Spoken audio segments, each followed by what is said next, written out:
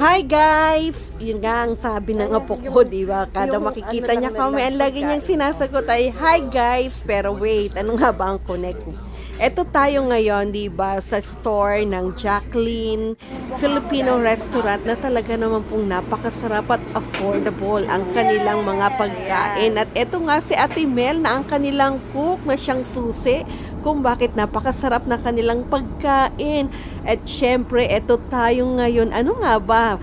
Of course, magpa-part-time muna ang lola mo para sa kinabukasan, di ba? O para sa pangkabuhayan showcase. Kaya naman po eto, nag-serve tayo, di ba? And then eto nga, papunta tayo sa lugar ng event kung saan gaganapin ang isang private event or debut na talaga naman pong kitang-kita nyo yung napakasasarap na pagkain, di ba? Na ang provider nga niyan ay ang Jacqueline Filipino Restaurant na siya naman po matatagpuan sa Kennedy and Shepherd na talagang inaabangan at laging bumibili ang mga tao dahil sa sobrang sarap at kitang-kita nyo naman ang mga pagkain nasa harap ninyo, di ba, na talagang katakam-takam. And then syempre ginanap nga itong event na ito sa Columbus Event Center, di ba, na talaga naman pong napakaganda ng lugar at super talaga makikita mo kung ikaw ay mahilig sa mga arts, di ba, ay isa na nga ito sa mga lugar na talaga naman pong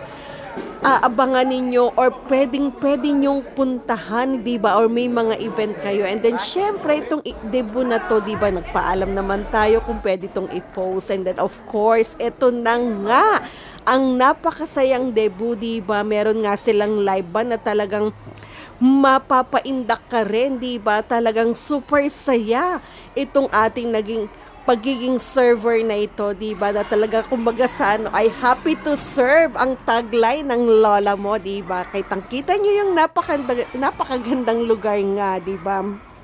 And then syempre, of course, eto na yung lugar na talagang hindi pwedeng hindi mo kukunan ng video di ba? Kasi talagang napakaganda, pati mga pictures ay kaganda-ganda naman po. And then of course, di ba, eto na nga ang lola nyo ay talaga naman pong super saya. Abay, eto ba pinag-interesan niya ng husto, di ba? And then syempre meron tayong si Pinocchio na sabi ko ba ay hindi pwedeng wala tayong picture or video kay Pinocchio, di ba? Nakitang-kita at kilalang-kilala naman nating lahat. And then syempre ito na sila Ate Berna, di ba? At eto nga, may live band pa nga itong ating event na iyan na talaga naman po super saya, super saya.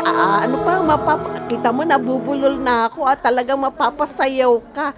And then syempre yung napakasasarap na pagkain na talaga naman pong nanggalingan nito ay ang anong tawag dito sa Jacqueline Store, di ba? At ito na nga yung modern na cotillion ngayon, di ba? And then eto na, oras na para matikman na natin ang pagkain ng Jacqueline Store, di ba? And then syempre, hindi mawawala ang pagtitiktok namin dito sa lugar na to, kaya abangan nyo yan.